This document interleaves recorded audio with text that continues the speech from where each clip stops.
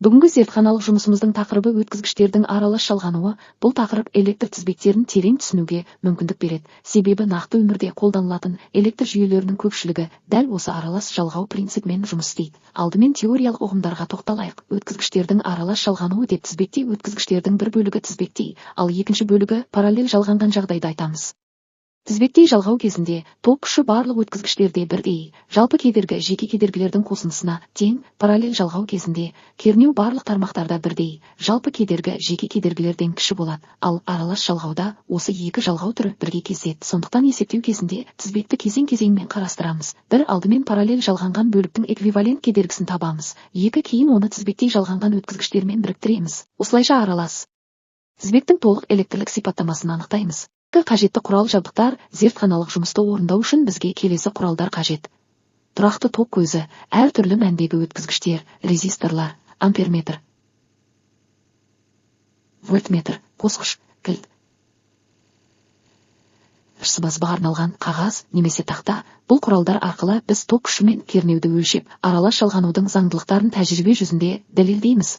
Қауіпсіздік ережелері. Зертханалық жұмысты бастамас бұрын қауіпсіздік ережелерін міндетті түрде еске сақтау қажет. Бір, электр тізбегін мұғалімнің рұқсатынсыз ток көзіне қоспау. Екі, құралдардың жарамдылығын алдын ала тексеру. Үш, қолды суланған күйде электр құрылғыларына тигізбеу. Төрт, сымдардың оқшаулауының бүтін болуын қадағалау. Бес, жұмыс соңында ток көзін ажырату. Қауіпсіздік ережелерін сақтау тәжірибенің дұрыс әрі қауіпсіз өтуінің басты шарты.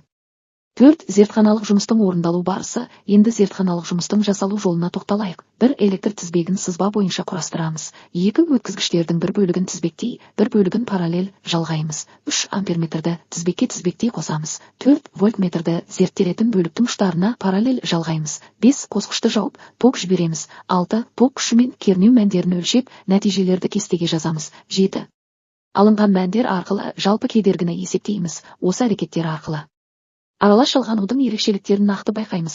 Зертханалық жұмыс нәтижесінде біз келесі қорытындыларға келеміз. Аралас жалғауда тізбектің әр бөлігінде ток күші мен кернеу әртүрлі болады. Жалпы кедергіні табу үшін тізбекті қарапайым бөліктерге бөлу қажет. Теориялық есептеулер тәжірибелік өлшеулермен сәйкес келеді. Бұл зертханалық жұмыс электр тізбектерін талдау дағдымызды дамытады. Өткізгіштердің аралас жалғануы күнделікті өмірде кеңінен қолданылады. Үйдегі электр желілерінде, электр құралдарының ішкі схемаларында, өндірістік қондырғыларда, электроника мен автоматтандыру жүйелерінде, мысалы, үйдегі жарық шамдары параллель жалғанса, ал автоматтармен қорғау элементтері тізбектей қосылады.